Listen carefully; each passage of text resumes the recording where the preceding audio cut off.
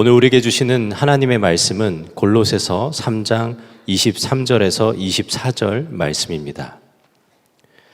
무슨 일을 하든지 사람에게 하듯이 하지 말고 주님께 하듯이 진심으로 하십시오. 여러분은 주님께 유산을 상으로 받는다는 사실을 기억하십시오. 여러분이 섬기는 분은 주 그리스도이십니다. 자, 오늘 일터 선교 주일입니다. 일터에서 그리스도를 섬기라 라는 제목의 말씀을 나누겠습니다. 하나님께서 우리를 구원해 주시고 또 우리에게 참 우리를 믿어 주셔가지고 우리에게 맡기신 일이 있어요. 보통 신뢰가 아니면 그런 중요한 일을 맡길 수 없습니다. 주님이 직접 하시지. 주님께 우리에게 맡기신 일, 바로 복음 전파의 사명입니다. 마태복음 28장 19절에서 그러므로 너희는 가서 모든 민족으로 제자를 삼아, 그렇죠? 제자를 삼으라고.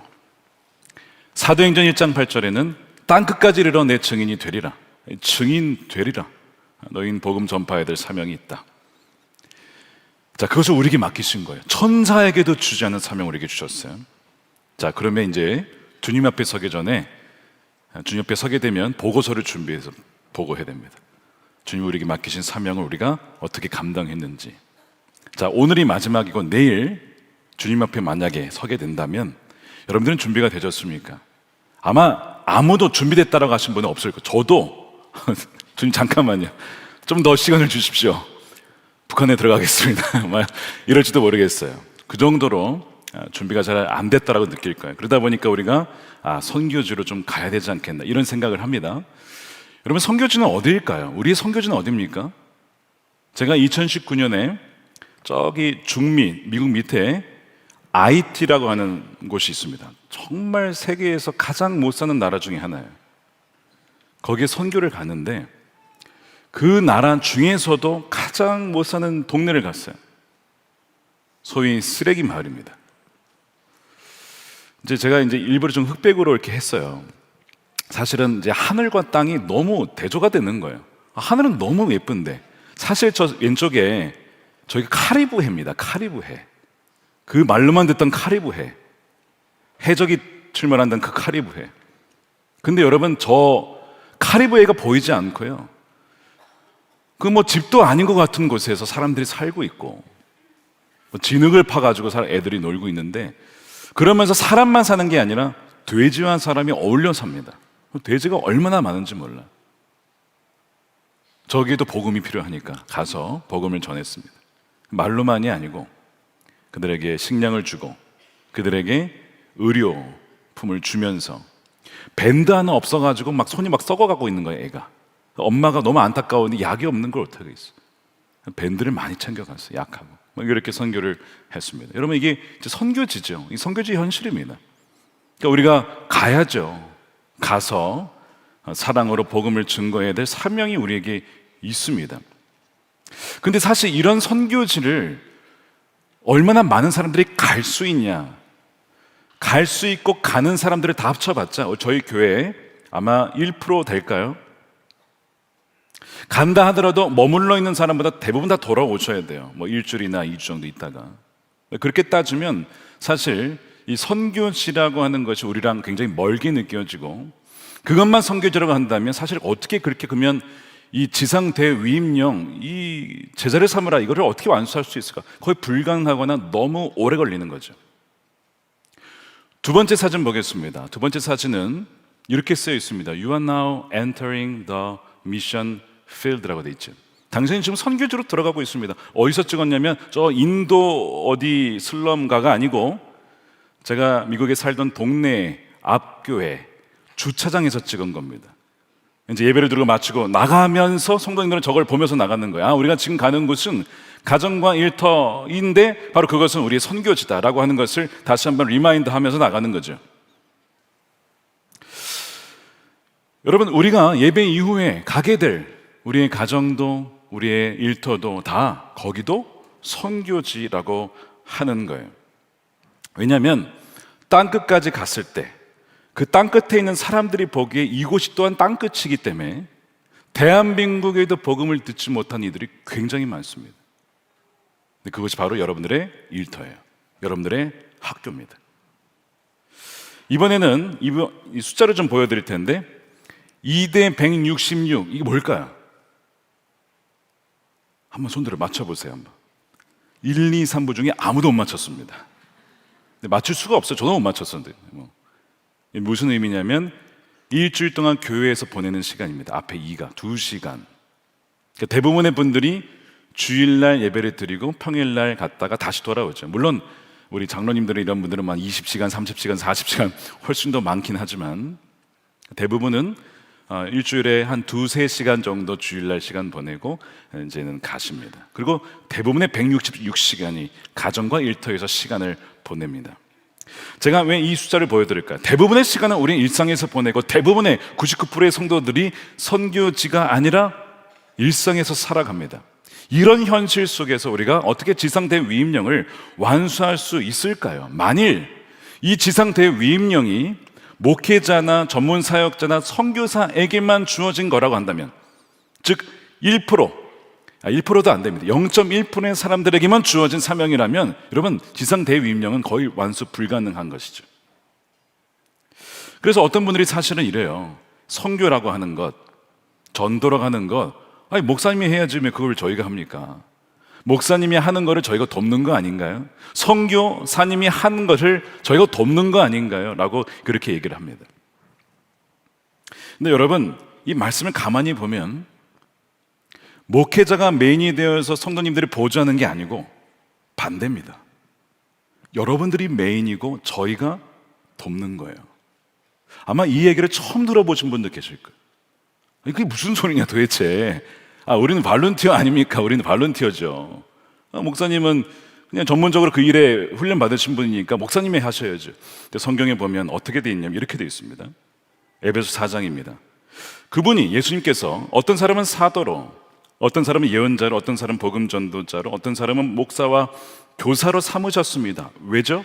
그것은 성도들을 준비시켜서 봉사의 일을 하게 하고, 자 여기서 준비시키다. 누구를 준비시킵니까? 이들이 성도님들을 준비시킨대요. 이 준비시키다를 영어로는 equip이라고 해서 이게 군사 용어죠. 병사들을 훈련시키고 무장케 하고 군장을 매게 하고 무기를 취하게 하여 전쟁을 수행할 수 있도록, 어떤 임무를 수행할 수 있도록 하는 것이 이 준비시키다는 의미입니다. 성도들을 그렇게 준비시키는 역할이 목회자의 역할이에요. 그러므로서 뭘 하게 하냐면 봉사의 일을 하게 한대요. 근데 이 봉사도 좀 의미가, 봉사하면 주로 교회 봉사 이렇게 생각해요. 물론 그것도 포함이 됩니다. 근데 이 봉사라는 의미를 영어로는 the work of ministry라고 해서 더라는 말 붙였죠. 정관사 더. 이거는 다 이미 알고 있는 내용이에요. 어떤 내용일까요? 바로 예수님의 사역을 하게 한다는 거예요. 예수님 사역은 뭐였습니까? 회개하라 천국에 가까웠다. 복음을 전하고 가난한 자들에게 먹을 것을 주고 그들을 치유하고 병든 자를 고치며 귀신을 쫓아내며 그 하는 모든 사역, 그 사역을 이제는 성령을 보내주셔서 모든 그리스도인들이 하도록 무장시켜 주시고 그 사명을 맡겨주셨어요. 근데 그것을 잘할 수 있도록 훈련시키는 분들이 누구라고요? 목회자입니다. 목회자가 보조고 이 메인 필드에서 뛰셔야 될 분들이 누구냐면 그리스도인들이, 모든 그리스도인들이라고 하는 거예요. 자, 그렇게 할 때에 그리스도의 몸을 세우게 된다. 교회가 건강하여지고 또한 교회가 없는 지역에 믿는 이들의 공동체인 하나님 백성들이 형성되고 교회가 세워짐으로 그 지역도 하나님의 나라가 임할 수 있도록 된다는 거예요. 그것이 한국이든 그것이 IT든 그것이 필리핀이든 인도든 간에. 그렇게 될 때 13절이 이렇게 되는 거예요. 그리하여, 자 앞에 다 전제죠. 그렇게 될 때에 우리 모두가 하나님의 아들을 믿는 일과 아는 일에 하나가 되고 온전한 사람이 되어 그리스도의 충만하심의 경지에까지 다다르게 됩니다. 저도 그렇고 성도님도 그렇고 예수님을 닮은 그 하나님의 형상을 회복하는 모습에 다다르려면 이것이 전제가 되어야 돼요. 목회자는 성도들을 훈련시키고 성도들이 훈련받은 대로 삶의 현장 속에서 뛰면서 그리스도와 동행하며 복음을 증거하며 정치와 경제와 사회와 교육과 과학과 각 영역 속에서 믿는 그리스도인의 삶을 살아갈 때에 그것이 또한 사회에, 교회에 영향을 주며 서로가 성장하고 성숙하게 된다는 겁니다. 자, 이것을 스포츠에 비유할 수 있어요. 스포츠에 여러분 야구나 축구를 보시면 뭐 당연한 질문인데 코치가 많습니까? 선수가 많습니까? 선수가 훨씬 많죠. 야구 같은 경우에 투수가 있고 타자가 있는데 4선수들이 있는데 각각의 코치가 있어요. 투수 코치가 있고 타자 코치가 있습니다. 근데 정작 필드에서 뛰는 사람은 누굽니까? 여러분 선수들이 뛰는 거예요. 선수들이 나아가서 경기를 실제로 뛰는 거죠. 그 건강한 교회는 바로 성도님들이 필드에서 많이 뛰는 거예요. 그리고 그 성도님들을 지지해주고 훈련시켜주고 그렇게 해서 그 삶의 현장 속에서 그리스도인의 사명을 감당할 수 있도록 돕는 교회가 건강한 교회입니다. 반대로 건강하지 않은 교회는 코치가 다 경기를 뛰는 거예요. 자기가 감독이 나가서 뛰는 거예요. 히딩크 감독이 막 축구를 하는 거예요. 막 생각해 보세요. 말이 안 되잖아요. 그렇죠? 건강한 팀은 교회는 바로 성도들이 실제로 필드에서 뛸 수 있도록 돕는 교회입니다. 그러니까 감독 대신 예수님의 말씀 아래 코치들이 각 영역 속에 선수들을 트레이닝시켜서 선수들이 그 필드에서 공격수가 되고 미드필더가 되고 수비수가 되어서 경기를 할 때에 삶의 경주를 감당할 때에 승리하는 교회가 된다는 거예요. 음부의 권세를 무너뜨리는 교회가 된다는 겁니다. 그런 교회가 되기를 소망합니다. 여러분들이 부르신 곳에서. 저는 사실 기도하는 게 있어요. 선남목자교회가 어느 목회자가 알려진 이 교회 이름이 알려졌다기보다 어느 성도가 참 자랑스러운, 성도들이 자랑스러운 교회. 와, 어느 그 성도님 크리스천이 계신데 와, 그분이 선남목자교회 출신이래. 그 교회에서 그렇게 훈련받고 예수님과 동행하며 사회에 선한 영향을 미치는 분이죠. 야, 그 교회에서 훈련받았구나. 나도 거기서 훈련받아서 나도 그러한 그리스도인이 되고 싶다. 저는 사실 그렇게 기도하고 있어요. 여러분들이 부르신 곳에서 그런 신실한 그리스도인들이 더욱더 많이 생겨나게 되기를 주님의 이름으로 축원드립니다. 성남에만 100만 명이 살고 있다고 합니다. 근데 제가 이제 계산을 해보니까 우리 교회 이제 부목사님들 포함해서 목사님들만 이들에게 복음을 전하려면 한 사람당 43,500명에게 복음을 전해 다 전할 수 있어요. 한 사람당 43,500명. 근데 모든 성도들이 우리 교회 복음을 전하면 66명에게만 복음을 전하면 100만 명에게 다 전할 수 있습니다. 이 파워가 엄청난 것이죠. 근데 여러분 바로 여기에 초대교회의 비결이 있어요. 초대교회 처음에 한 수백 명 그리스도인밖에 없었습니다. 로마 대제국 아래 핍박 속에서 믿는 이들이 별로 없었거든요. 근데 한 200년 지났는데 한 600만 명으로 성장한 거예요. 크리스천들이 엄청나게 폭발적으로 성장했죠. 어떻게 그럴 수 있었을까? 성령의 강력한 역사이면서 동시에 모든 그리스도인들의 삶의 현장 속에서 복음을 준 거예요. 단지 베드로나 바울이나 이런 어떤 리더십만 한 게 아니고 모든 성도들이 삶의 현장 속에서 증거했기 때문에 됐다는 것입니다. 교회 역사학자 이 앨런 크라이더가 이런 얘기를 했습니다. 초대교회가 그렇게 놀라운 역사가 일어날 수 있었던 배경이 비기독교인과 기독교인이 함께 일하며 가까이 살았다는 거예요. 그들은 친구가 되었다는 겁니다. 이게 놀라운 특징이죠. 근데 여러분 이 특징과 우리가 알고 있는 특징 하나 더 있습니다. 순교하기까지 신앙을 포기하지 않는 신념. 이 두 가지가 함께 있었어요. 그들에게 예수를 부인하라고 하면 그들은 죽어도 부인하지 않습니다. 차라리 죽고 말지. 이게 순교의 신앙이었어요. 근데 동시에 그렇다고 해서 모든 관계를 끊었냐? 그렇지는 않습니다. 안 믿는 이교도들에게 찾아가서 그들과 함께 어울리며 친구 관계를 맺으면서 삶을 통해 복음을 증거할 수 있는 그 관계를 이어갔다는 거예요. 이 두 가지가 별개가 아니라 모순이 아니라는 겁니다. 지금 현대 우리 교회에 적용해 보면 우리도 만일 기독교 신앙을 부인하라고 하면 여러분 부인할 수 있겠습니까? 절대 타협할 수 없는 것이 있죠. 예를 들면 종교다원주의 시대에 아니 예수님은 구원의 길이냐? 다른 구원의 길도 있는 거 아니냐? 라고 하면 우리는 여기서 이런 진리의 전쟁입니다. 아니다. 오직 예수님만이 유일한 구원의 길이십니다. 이건 타협할 수 없는 진리입니다. 여러분 예전에 6.25 이후에 그때도 그랬죠. 전후에 계속 공산주의가 계속 교회를 공격했어요. 신을 부정합니다. 교회만 문 닫으면 돼. 교회를 공격했단 말이에요. 만약 그런 일이 지금도 벌어지고 있다면 여러분 우리는 싸워야 되죠. 여러분 같이 대립할 수가 없는 거예요. 그리스도와 벨리알이 어떻게 조화를 이루냐? 빛과 어둠이 어떻게 조화로우냐. 이제 이런 영역에 있어서 우리는 절대 타협할 수 없는 거예요. 그렇지만 동시에 그 사람, 영혼에 대한 긍휼함과 갈망을 절대 잃어버리시면 안 된다는 거예요. 소수의 그리스도인들이 만일 저 사람은 나랑 사상과 정치 신념이 달라서 나랑 안 되겠어라고 끊었다면요, 여러분 절대 복음 전파 못했을 거예요. 관계가 다 끊어졌을 테니까. 근데 그들은 그 신념을 가지면서도 대다수의 로마 제국의 사람들에게 복음을 증거하기 위해서 다가갔다는 거예요. 여러분, 우리가 잊지 말아야 될 원리입니다. 이 두 가지가 줄 중에 하나가 아니라 두 가지를 같이 견져야 돼요. 절대 타협할 수 없는 부분에 대해서 우리는 진리를 고수하면서도 동시에 사람을 끝까지 품을 수 있는 넓은 사랑의 마음, 이 두 가지가 있을 때에 놀라운 복음의 폭발적인 역사가 있었다는 것이죠.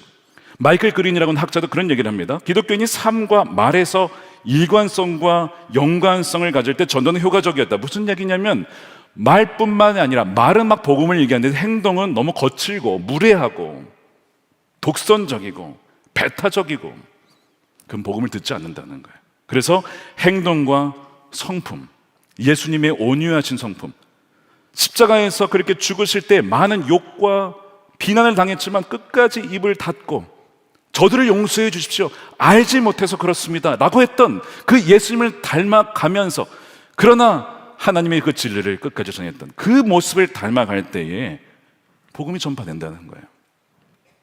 자, 오늘 이 골로새서 말씀을 보면 우리 일터 선교의 중요한 원리가 나와 있습니다. 골로새 교회는 이 에바브라라고 하는 사도 바울의 제자가 세운 교회입니다.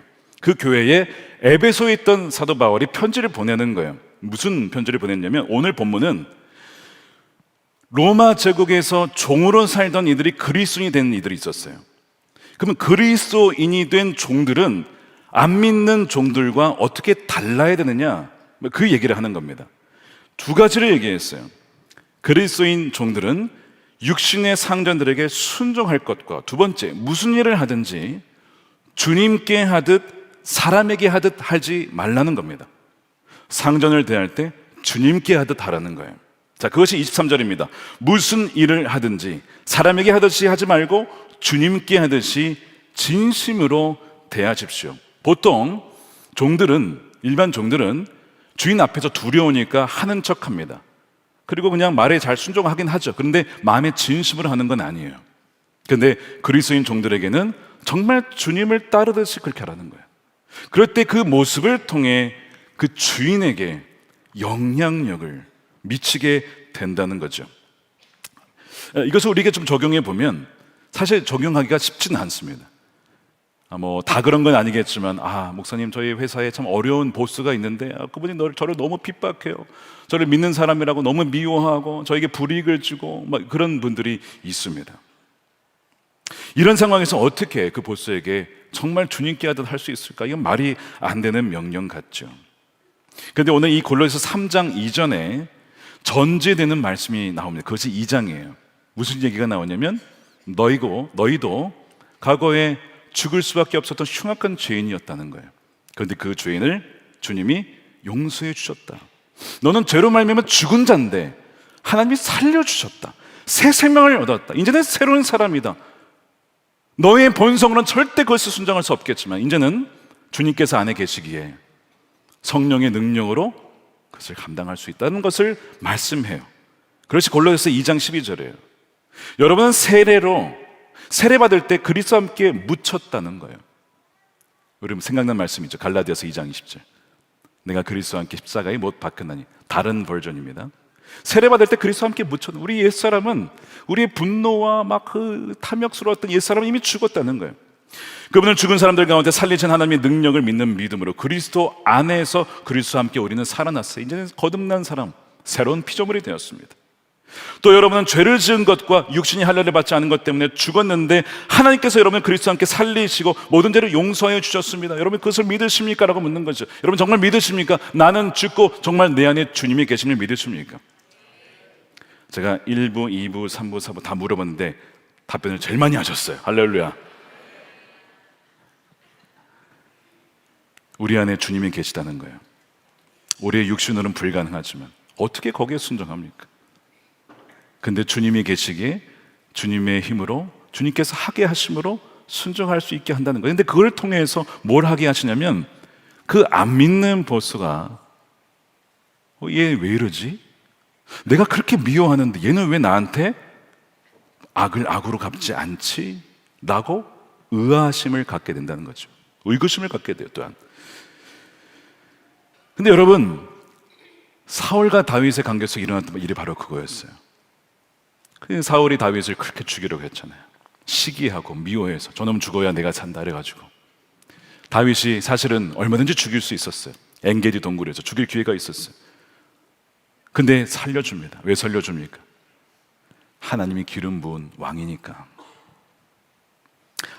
만일 악이 있다면 하나님께서 다루실 거야. 내 손으로 죽일 수 없다. 나는 건드리지 않겠다. 근데 그렇게 하거든요. 하나님께서 그것을 두 차례나 보셨어요. 다윗의 그 모습을. 나중에 이제 우리 다음 주에 볼 겁니다. 사무엘하 7장에 보면 다윗 언약이 나옵니다. 다윗에게 언약을 해주시는데, 다윗아, 너의 자손 대대로 왕위가 끊어지지 않을 거야.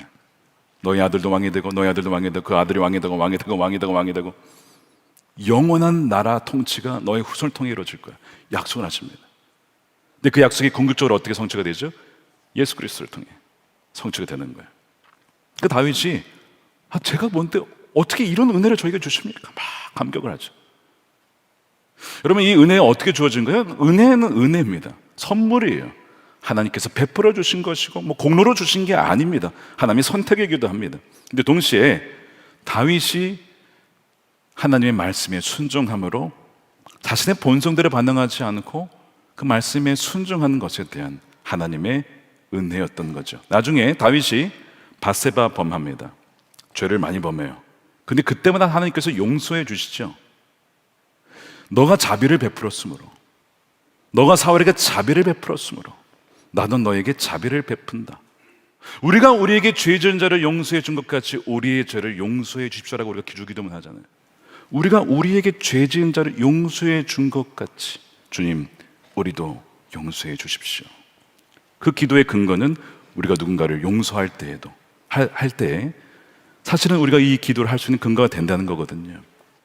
초대교회 그리스도인들의 종들이 육신상전을 주님께 하듯 대했을 때 이 주인들이 굉장히 신기하게 여긴 것이죠. 터툴리안이라고 하는 교부가 변증서라는 책을 썼는데 거기에 그리스도인 종들의 행적이 남아 있습니다. 안 믿는 주인이 이런 얘기를 하는 거예요. 우리의 종들은 탐욕과 거짓에서 자유로우며 그들이 가진 것조차도 주인과 공유합니다. 그들은 주인을 하나님의 형상으로 섬기되 두려움 없이 오직 양심에 따라 행동합니다. 안 믿는 주인이 봤을 때 믿는 종들이 좀 다르다는 거예요.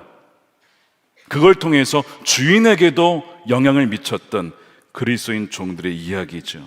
그러니까 우리가 이 말씀을 진짜 주님께 하듯 우리 부르신 곳에서, 직장에서 그렇게 할 때에 그 모습을 통하여 또한 안 믿는 이들이 주님을 알게 된다는 것이고, 그렇게 섬기는 것이 곧 주님께서는 내게 하는 것으로, 나를 예비하는 것으로 주님께서는 받으시겠다라고 말씀하는 거예요. 23절에 보니까 어떤 일을 하든지 주님께 하듯 하라라고도 말씀했습니다. 사람을 대할 때만이 아니라 어떤 일을 하든지, 오늘 영상에도 나왔듯이 은행에서 일을 하시든 어떤 업무를 통해서 일을 하시든 누구를 어떤 일을 하시든지 그걸 주님께 하듯 하는 거예요. 그러면 주님께서는 그것을 본인께 하는 예배로 받으시겠다는 거죠. 17세기 로렌스 형제가 쓴 하나님의 임재 연습이라는 책이 있습니다.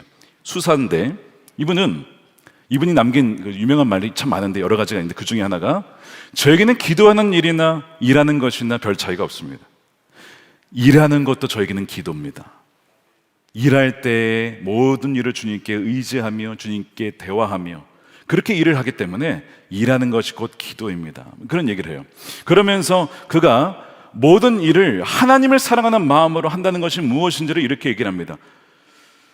우리는 하나님을 위해 작은 일들을 할 수 있는데 내가 후라이팬 위에서 구워지는 케이크를 뒤집는 것도 하나님 사랑을 위해서 합니다.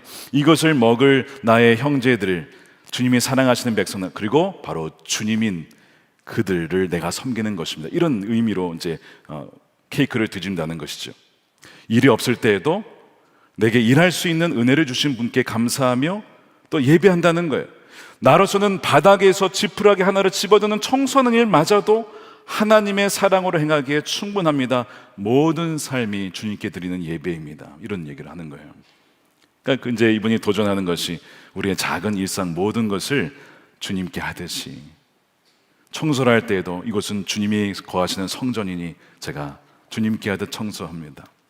누군가에게 음식을 차릴 때에도 주님을 접대하듯이, 만약에 주님께서 오셔서 여러분들 저녁에 식사에 참여하신다고 했어요. 여러분 저녁 식사를 어떻게 준비하실까요? 뭐 한 몇 주 전부터 준비할 거예요. 어떤 메뉴로 할까? 어떤 반찬으로 할까? 막 고민하시면서 주님이 우리 집에 오신대. 지극히 작은 자에게 하는 것이 내게 한 것이라고 했잖아요. 그러니까 누군가가 여러분들의 집에나 혹은 방문해서 식사를 할 때, 대접할 때 그 마음을 해보시면 그것이 누구에게 하는 거예요? 주님께 하는 것이고, 주님은 그것을 내게 한 것으로 받으시겠다는 거예요. 자, 그렇게 믿음을 하는 자들에게 주어지는 약속이 있다는 겁니다. 자, 그것이 24절이에요. 여러분은 주님께 유산을 상으로 받는다는 사실을 기억하십시오. 개정판은 기업의 상이라고 했어요. 여러분, 이 말씀 굉장히 충격적이었습니다. 왜냐하면 종들에게는 유산이 없었거든요. 땅도 주어질 수 없고 재산도 주어질 수, 어느 것도 주어지지 않았습니다. 그런데 그들에게 유산이 있다고 하니 이 종들에게 얼마나 이것이 기쁨의 메시지였겠습니까? 그럼 도대체 이 유산의 상이 뭐냐? 하나님 나라의 영광, 참 잘하였다 나의 착한 종아. 영원한 생명, 썩지 아니하는 하늘의 보화, 그리고 영원히 하나님이 함께 하시는 그 은혜, 그것이 이 종들에게 유산으로 주어진다는 건데, 이것이 예수 그리스도 안에서 우리 모두에게 이미 주어진 줄로 믿습니다. 우리가 그것을 믿기 때문에 이 땅에서 부족한 것이 있는 것 같아도 하나님께서 이 기업의 상을 마련해 주자는 그 믿음으로 살아가는 저와 여러분들이 되시기를 축복합니다. 사실 이 종들에게 이렇게 대하라는 원리는 사실 주인에게도 동일하게 적용이 돼요. 그래서 주인도 종들에게 공정하게 대우하라고 말씀합니다. 4장 1절 보십시오. 주인된 이 여러분, 그리스도인들 중에 주인이 있었죠. 정당하고 공정하게 종들을 대우하십시오. 여러분도 하늘의 주인을 모시고 있다는 사실을 아시기 바랍니다. 무슨 얘기냐면 당신들이 주인이지만 하늘의 주인을 모시는 여러분들은 종들 아닙니까? 하나님께서 우리를 선대하기를 원하시는 것처럼, 공정하게 다기를 원하시는 것처럼 여러분들의 종들도 학대하지 마시고 착취하지 마시고 인격 모독하지 마시고 인격적으로 대우해 주시기 바랍니다. 여러분, 이것이 지금은 너무 당연해 보이지만 당시에는 노예는요 사람이 아니었어요. 노예를 뭐라고 불렀냐면 말하는 물건, 말하는 도구라고 불렀습니다. 인간이 아니었어요. 존엄성 이런 거 없습니다. 인권 없습니다. 그냥 물건 취급을 당했어요. 근데 그들에게 정당하고 공정하게 대하라, 이거는 엄청난 혁명적인 메시지였던 거예요. 자, 이것을 우리에게 적용해보면 직장에서 이제 리더십 위치에 있는 분들이 직원들을 대할 때에 하대하지 말고 존칭을 요즘에는 이제 그런 것들이 많이 문화가 없어졌어요. 서로가 다 존칭을 하고 님자를 붙이거나 뭐 이렇게 해서 다 바뀌고 있지만, 그렇게 직원들을 공정하고 인격적으로 대우해 주는 것이 얼마나 중요한지. 사장님이 믿는 사람인데 직원들에게 막 막말을 해요. 모독을 해요. 그러면서 예수님을 믿으래요. 여러분, 믿을 수 있겠습니까? 안 믿는 거예요. 여러분, 공정무역커피라는 개념이 여러분 아실 겁니다. 뭐 꽤 우리나라에도 도입이 돼가지고, 무슨 얘기냐면 공정무역커피란 생산자에게 정당한 대가를 지불한 커피란 뜻이에요. 예전에 그렇게 하지 못했다는 거죠. 노동 착취를 통해서 100만 원을 줘야 될 거 한 20만 원만 주고 그냥 가져오는 거예요. 어린아이들 막 노동시켜가지고 막 애들한테 돈 거의 주지 않고 착취해가지고, 이렇게 하지 말고 fair trade, 공정한 무역을 통해 마땅히 대가를 지불하고 커피를 가져오십시다. 이 공정무역 커피죠. 지금은 이제 이런 것들이 보편화 많이 되어 있습니다. 커피 업계를 운영하시면서 어느 사장님이 CEO예요. 크리스천입니다. 근데 공정무역을 하지 않고 노동을 착취하면서 자기는 하나님 믿는데요. 자, 그분이 복음을 전한다고 합시다. 그 복음이 들릴까요? 안 들리죠. 복음을 전하기 이전에 뭘 하는 거예요? 먼저 그의 노동자들과 일꾼들을 공정하게 대우해 주십시오. 일한 대로 삭슬 받을 수 있도록 해 주십시오. 레위기 말씀에 소들이 일을 할 때 소에게도 망을 씌우지 말고, 망을 왜 씌웁니까? 소들이 일하면 자꾸 뜯어 먹으니까. 야, 내가 일하라고 시켰지 먹으라고 시켰어? 이번에 망을 씌우는 거야. 근데 율법에 뭐라고 돼 있냐면 망 씌우지 말라는 거야. 소들도 일하면서 먹을 수 있게 하라는 거야. 야, 말씀이요, 동물도 하나님 케어하십니다. 하물며 사람이겠습니까? 그래서 그렇게 공정하게 대우할 때 그것 자체가 바로 선교의 요소가 돼요. 야, 저런 사장님은 처음 봤다. 늘 착취하는 것이 아주 보편화되어 있고, 속이는 것이 보편화되어 있고, 정직하지 않은 것이 보편화되어 있는데 저분은 정직하게 사람을 대하네. 저 비결이 뭘까? 크리스천이래. 나도 그 예수님 믿고 싶다. 이렇게 되는 거죠. 나중에 이제 여러분 빌레몬서 보게 되면 오네시모라고 하는 종이 도망을 가요. 이거 종이 도망갔다. 이건 그 당시에는 죽는 겁니다. 근데 그 빌레몬 주인에게 사도 바울이 편지 쓰기를, 그 오네시모를 종으로 여기지 말고 형제로 받아주십시오. 용서해 주십시오. 편지를 써요. 받아주라는 거예요. 그리스도 안에서 한 형제 아닙니까?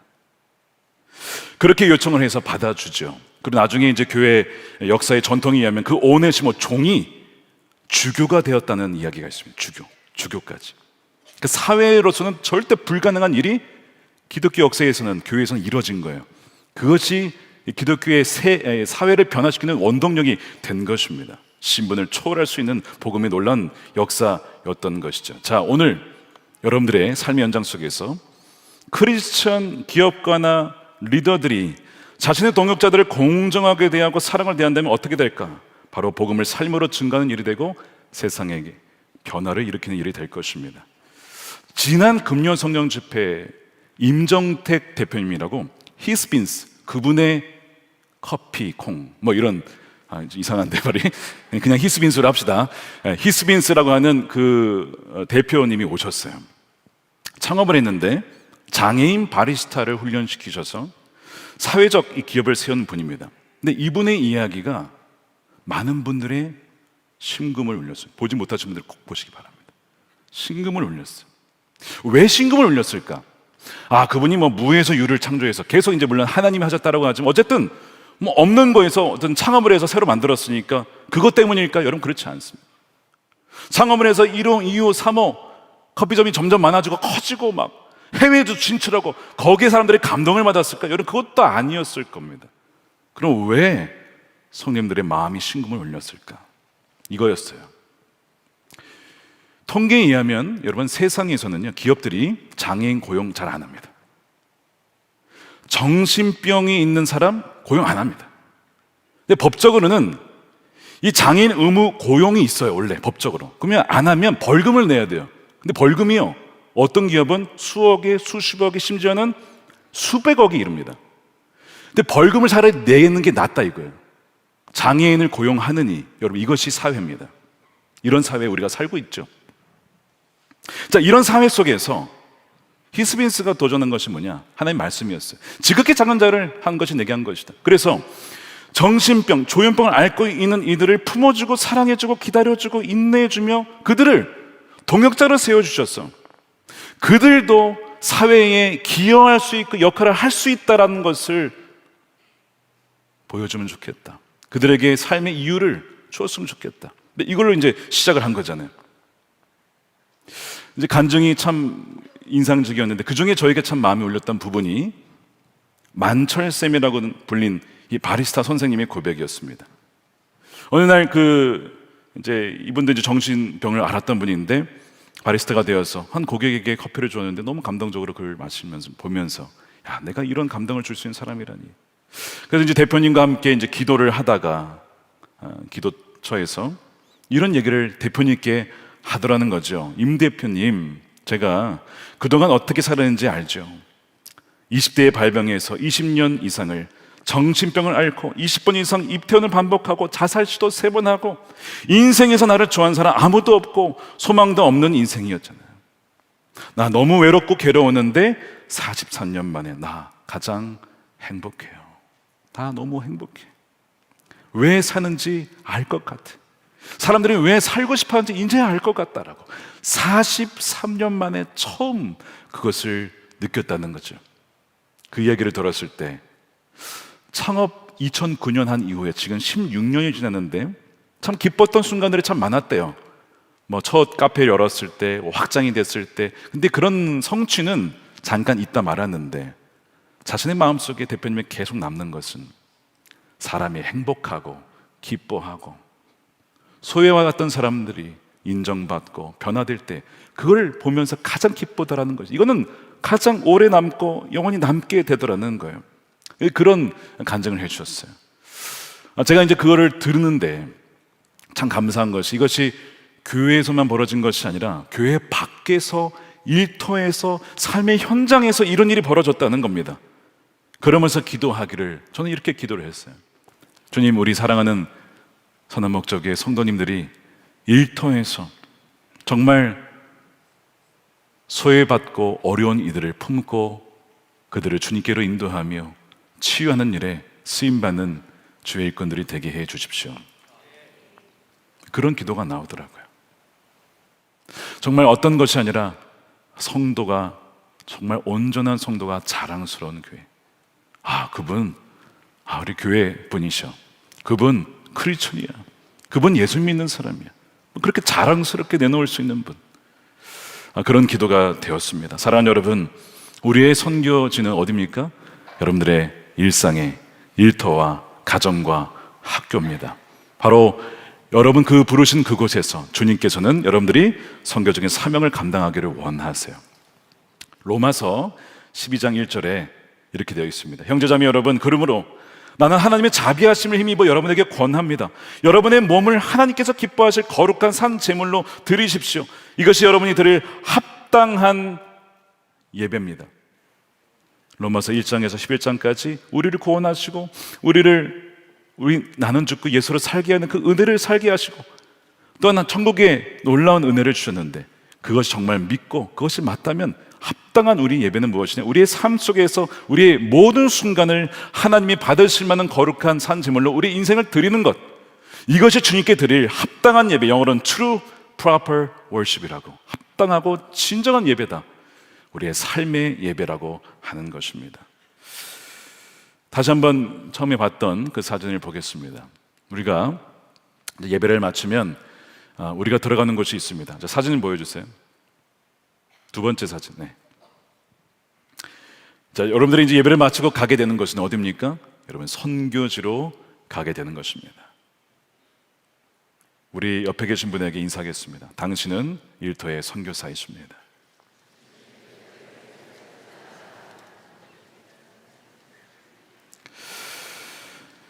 바로 여러분들을 통해서 일터의 선교사로서 주님께서 친히 일하시고 또한 역사하실 줄로 믿습니다. 오늘 우리 일터 선교 주일을 맞이해서 일터의 선교사로 살아가시는 우리 증인을 소개하도록 하겠습니다. 우리 최원빈 집사님 나오실 때 우리 박수로 맞이해 주시기 바랍니다.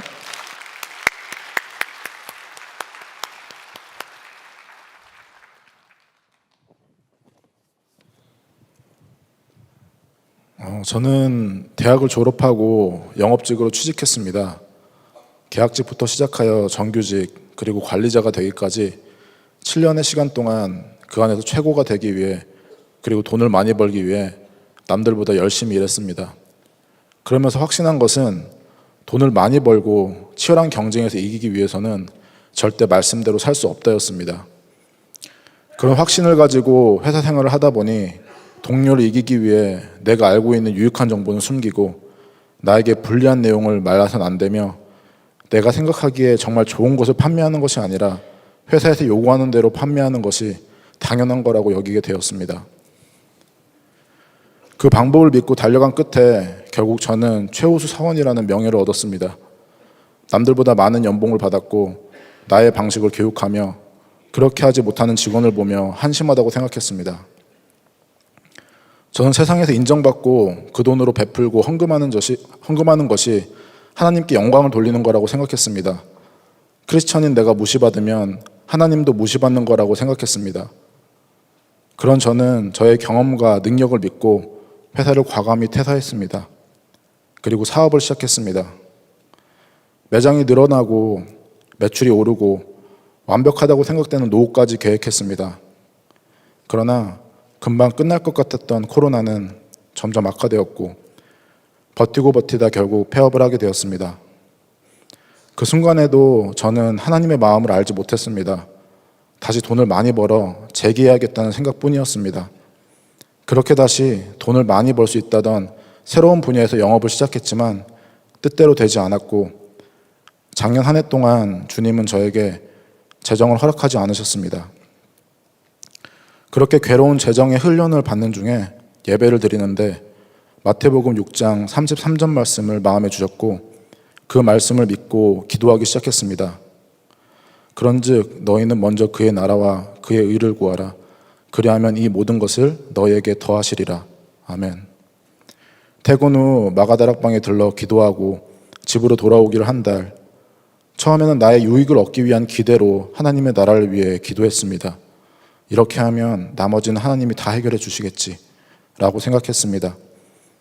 하지만 시간이 흐르면서 하나님께서는 저의 기도를 가족, 주변 사람들, 열방을 위한 애통과 통곡의 기도로 바꿔주셨고 제 입에서는 제가 가진 모든 것을 가져가셔도 하나님만 제 곁에 있어달라는 고백이 나왔습니다. 놀랍게도 한 달의 기도 이후에 그동안 벌지 못했던 재정을 모두 채워주시고 새로 이직한 회사에서도 인정받게 해주셨습니다. 그런데 이전과 달라진 것은 저의 능력으로 한 것이 전혀 없다는 것입니다. 지인들에게 연락이 오고 전혀 계약할 것 같지 않은 고객들이 먼저 연락이 와서 계약을 하고 여러 건의 계약을 한 번에 진행하는 일까지 너무 이해가 안 될 정도로 놀라운 일의 연속이었습니다. 그렇게 재정이 채워지고 인정을 받으면서 이제는 교만 대신 또 다른 치열한 싸움을 하고 있습니다. 정직하게 일할수록 나의 수익이 줄어들 수밖에 없는 업무 구조, 회사에 정직하게 보고하지 않고 마음만 먹으면 더 많은 이익을 취할 수 있는 상황에서 매일 매순간 제 마음은 전쟁터입니다. 세상 사람들은 말 안 하면 아무도 모르는 걸 굳이 말해서 손해본다고 유별나고 멍청하다고 할지 모릅니다. 하지만 하나님께서는 손해보더라도 나에게 남는 것이 전혀 없더라도 예수님의 손을 놓지 말라고 하십니다. 중요한 건 내가 돈을 더 벌고 못 벌고가 아닌 예수님과 동행하느냐 못하느냐이기 때문입니다. 하루에도 수십 번 다양한 상황과 방법을 보여주며 마귀는 속삭입니다. 예수님의 손을 놓고 돈을 잡으라고 합니다. 그래도 예수님은 나를 버리지 않는다며 괜찮다고 유혹합니다. 하지만 이제는 그러고 싶지 않습니다. 아무도 모르는 부분부터 바로잡지 않는다면 내가 그들에게 복음을 전할 수 있는 순간이 왔을 때 나의 복음은, 나의 예수님은 가짜가 되기 때문입니다. 아침 출근길 아내가 장난 반 진담 반 이렇게 말을 합니다. 선교사님 잘 다녀오세요. 이 말이 연약한 저에게 큰 용기가 됩니다. 그리고 아침에 묵상하는 말씀 한 개가 저에게 큰 힘이 됩니다. 이제는 일터에서 어떤 마음으로 어떤 것을 바라보고 살아야 할지 알게 되었습니다. 세상의 욕심을 쫓아 살아가던 인생에서 하나님이 원하시는 방향으로 제 삶의 방향을 돌려주신 주님, 하나님이 세워진 일터에서 선교사임을 잊지 말고 살아가겠습니다. 저의 모든 것을 인도해 주신 주님 사랑하고 감사합니다.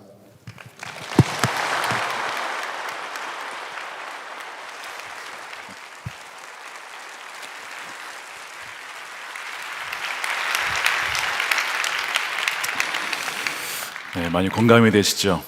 정직하면 손해보는 사회에 우리가 살고 있습니다. 그런데 정직하면, 정말 하나님 뜻대로 하면 하나님께서 책임져 주시는 그 소리를 모든 성도님들이 경험하게 되기를 축복합니다. 우리 함께 기도하겠습니다. 오늘 일터 선교 주일 맞이해서 로마서 12장 말씀에 근거하여 우리의 모든 삶이 하나님께서 받으실 만한 거룩한 제물이 되기를 원합니다. 주님께서 피값을 주고 전부를 내어주시고 우리를 구속해 주셨고 우리를 사셨습니다. 그것이 믿어진다면, 그것이 정말 맞다면, 그 실제라면 그러므로 우리는 마땅히 우리의 삶 전체가 주님께서 받으실 만한 정말 참된 예배가 되어야 되는 것이죠. 오늘 우리 일터 선교 주를 맞이해서 주님 저를 정말 일상의 일터의 선교사로 사용해 주십시오. 저의 입술을 통해, 저의 삶을 통해, 결정을 통해 참 부족하지만 그 모든 부족한 허물은 가려주시고 오직 주님만이 드러날 수 있는 그런 일터 선교사로 삼아달라고, 일상의 선교사로 삼아달라고, 그렇게 결단하신 분들은 자리에 일어나서 기도했으면 좋겠습니다. 우리 자신을 주님께 내어드리며 또 손을 내밀어서 주님께 내어드리며, 주님, 이 손을 꼭 붙잡아 주시고, 세상의 탐욕과 허영의 유혹이 너무나 셉니다. 그러나 우리 안에 계신 이가 세상보다 크시니 주여 믿음이 세상을 이긴다고 하였사오니 우리 함께 하신 주님으로 끝까지 승리하는 우리의 삶이 되게 달라고 우리 주여 한번 외쳐 기도하겠습니다. 주여, 주님 그렇습니다. 사랑하는 우리 모든 성도들을 이 시간 축복합니다. 하나님 아들의 손을 꼭 붙잡아 주시옵소서. 험악한 세상, 유혹 많은 이 세상, 정직하면 손해볼 수밖에 없다라고 우리를 속이는 악한 사단 마귀가 외치는 이 세상 속에 진리의 말씀으로 주여 우리 가운데 이 시간 말씀해 주시니 감사합니다. 먼저 그의 나라와 의를 구하며 하나님 윤리의 말씀대로 순종하는 백성들 가운데 요셉에게 함께 하셨던 하나님, 저들이 하는 일마다 복을 주시고 형통케 하셨던 하나님의 그 은혜가 사랑하는 모든 성도들 가운데 임하게 하여 주시옵소서. 오 하나님, 우리 힘을 할 수 없음을 고백합니다. 주 안에 머물러 있을 때에, 주님 안에 있을 때에 많은 열매를 맺게 된다고 하였사오니 주여 날마다 기도 안에 말씀 안에 머물러 살게 하여 주시옵소서. 그래야 우리 하나님께만 영광이 되어진 우리의 삶이 되기를 원합니다. 주여 우리 가운데 주여 하나님 함께 하신 주님 찬양합니다. 걸어가신 아버지 하나님 감사합니다. 일터 선교주일을 맞이하여 오늘 우리의 몸과 마음과 우리 인생을 주님께 드리오니 기쁘신 뜻을 위하여 마음껏 우리를 사용하여 주시옵소서. 주님, 우리 주일만이 아니라 월요일부터 토요일까지 우리 매일 일상의 삶 속에서 주님을 늘 주목하고 말씀으로 주야로 동행하며 또한 묵상하며 정말 하나님의 뜻대로 살아갈 수 있는 힘과 능력을 이미 성령으로 통해서 우리에게 부여주셨사오니 오직 성령의 충만함으로 말씀을 순종해 나갈 수 있는 살아가는 성도들이 되게 하여 주시옵소서. 마귀는 계속 속삭입니다. 정직하면 손해본다, 미련한 것이다. 그러나 주님, 정직한 자의 형통이 있습니다. 정직한 자에게 함께 하시는 은혜가 있습니다. 요셉과 함께 하여 주셨어. 그가 하는 일마다 형통하게 되었다라고. 비록 고난과 어려움과 모함과 역경이 있었지만 최후의 승리를 허락하신 주님, 우리 사랑하는 모든 성도들이 이 믿음 가지고 주님 손 꼭 붙잡고 주님과 동행하며 주님과 함께 걸으며 그리하여 하나님 세상에서 믿음으로 승리하는 하나님의 존귀한 백성들이 되게 하여 주시옵소서. 그리하여 아버지 하나님, 사람들을 대할 때 죽게 하듯 하며 어떤 일을 할 때에도 늘 주님께 드리는 예배처럼 하나님 마음을 다해 섬기며 하나님 일할 수 있는 은혜를 우리 모두에게 허락하여 주시옵소서. 하나님, 이 시간 구별하여 11조와 성경금과 또한 구제헌금으로 감사헌금으로 주님께 올려드립니다. 또한 우리의 인생을 다시 한번 주님께 드리오니 기쁘신 뜻을 위하여 마음껏 사용해 주시고 오직 하나님만 영광 받으시며 높임 받아 주시옵소서. 아버지 하나님, 이 나라를 긍휼히 여겨 주셔서 하나님의 진리와 공의로 다스려 주시기를 원합니다. 거짓과 속임수를 다 드러내 주시고 아버지 하나님, 병든 부분이 있습니까? 치유받게 해주시고 아버지 하나님, 또한 이 나라 자유 대한민국 민주주의를 무너뜨리는 세력이 있습니까? 주여, 모든 악한 세력들은 나사렛 예수 이름으로 떠나가게 하여 주시옵소서. 그래야 하나님 각 영역이 하나님의 나라로 하나님 회복되어지는 은혜가 주여 하나님 이 대한민국과 또한 한반도와 한 열방 가운데 일어나게 하여 주시옵소서. 각 분야에 세우신 크리스천 지도자들에게 용기를 더해 주시고 하나님 믿음을 더해 주시고 사람을 두려워하지 않고 하나님을 두려워하며 경외하며 나아가는 하나님의 백성들이 되게 하여 주시옵소서. 아버지 하나님, 남과 북이 복음으로 통일되어지며 또한 아버지 북한의 억눌려들을 풀어주시며 땅 끝까지 복음이 증거되어 주님이 다시 오실 그날 착하고 충성된 나의 종아 참 잘하였도다 그렇게 칭찬받으며 어느 한 명도 어두운 데 바깥 어두운 데 울며 이를 가는 이가 없도록 주여 은총을 베풀어 주시옵소서.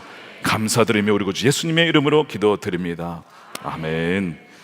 다 같이 일어나셔서 준비하신 예물 드리며 나의 모습 나의 소유 찬양하겠습니다. 예수 그리스도의 그 주 은혜와 아버지 하나님의 측량할 수 없는 사랑하심과 언제나 우리와 늘 함께 하시는 성령님의 감화감동 내주하심이 일상과 일터의 선교사로서 주님과 함께 동행하는 삶을 살기로 다시 한번 결단하며 나아가는 사랑하는 우리 모든 성도들 머리 위에 저들의 가정과 일터와 자녀들과 다음 세대와 사랑하는 주의 교회 또한 조국 대한민국 또한 열방 가운데 영원히 함께 하시기를 간절히 축원하옵나이다. 아멘.